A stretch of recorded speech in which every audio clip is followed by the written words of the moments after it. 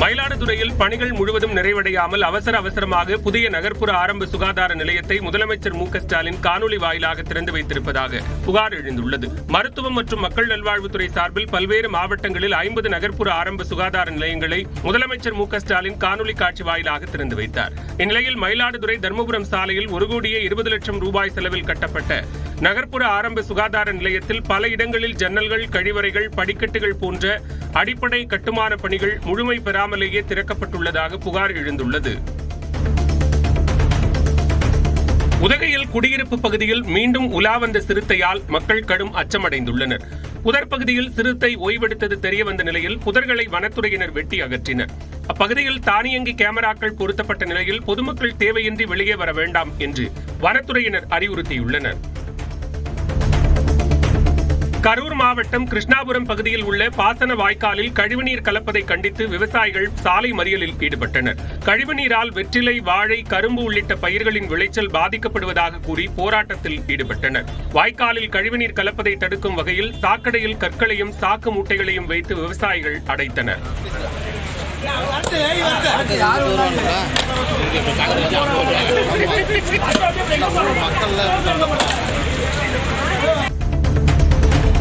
தூத்துக்குடி மாவட்டம் பசுவந்தனை அருகே உள்ள வடக்கு கைலாசபுரம் கிராமத்தில் தெருநாய்கள் மற்றும் வெறிநாய்கள் தொல்லை அதிகரித்து வருவதாக மக்கள் புகார் அளித்துள்ளனர்.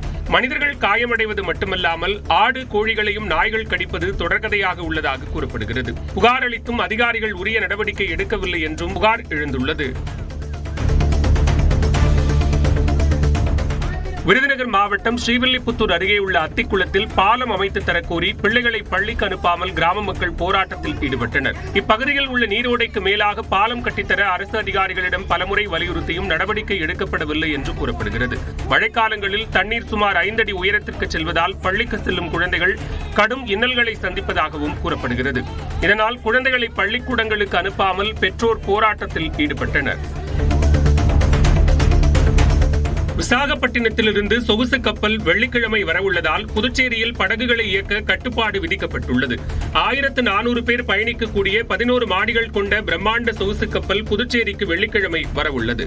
எனவே காலை 9 மணி முதல் 11 மணி வரையிலும், மாலை 5 மணி முதல் 6 மணி வரையிலும் படகுகளை கடல் பகுதியில் இயக்க வேண்டாம் என கேட்டுக் கொள்ளப்பட்டுள்ளது. சேலம் மாவட்டத்தில் திருமணி முத்தாற்றை தூர்வாரும் பணிகளை சுற்றுலாத்துறை அமைச்சர் ராஜேந்திரன் தொடங்கி வைத்தார்.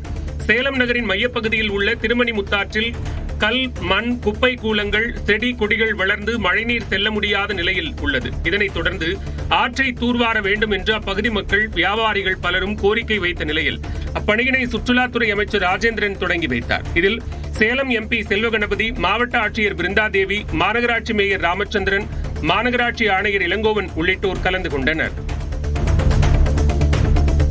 சென்னையை அடுத்த அம்பத்தூரில் சாலையில் நடந்து சென்ற பெண்ணிடம் பைக்கில் வந்த நபர் தங்கச்சங்கிலியை பறித்துச் சென்ற CCTV காட்சி வெளியாகியுள்ளது.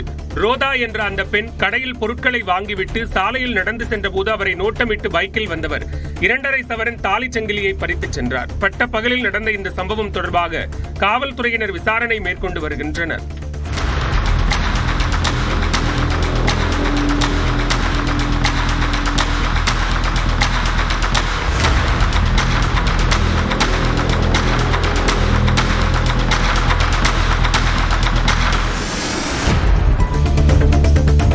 திண்டுக்கல் மாவட்டம் வேடச்சந்தூர் அருகே முன்விரோதம் காரணமாக 3 பேரை 20 பேர் கொண்ட கும்பல் அரிவாளால் சரமாரியாக வெட்டிய சம்பவம் அதிர்ச்சியை ஏற்படுத்தியுள்ளது. எரியோட்டில் மதுபான கடையில் கடந்த 13ஆம் தேதி எலப்பார்பட்டி மற்றும் மீனாட்சிபுரம் பகுதிகளைச் சேர்ந்த இளைஞர்களுக்குள் மோதல் ஏற்பட்டது. இது தொடர்பாக எரியோடு போலீசார் வழக்கு பதிவு செய்து மீனாட்சிபுரத்தைச் சேர்ந்த மதன்குமார், கருப்பசாமி, அருண்குமார் உள்ளிட்ட 8 பேரை கைது செய்தனர். இதனையடுத்து பிணையில் வெளியே வந்த 8 பேரை முகமூடி மற்றும் தலைக்கவசம் அணிந்து மறைந்திருந்த 20 பேர் அடங்கிய கும்பல் துரத்தியது.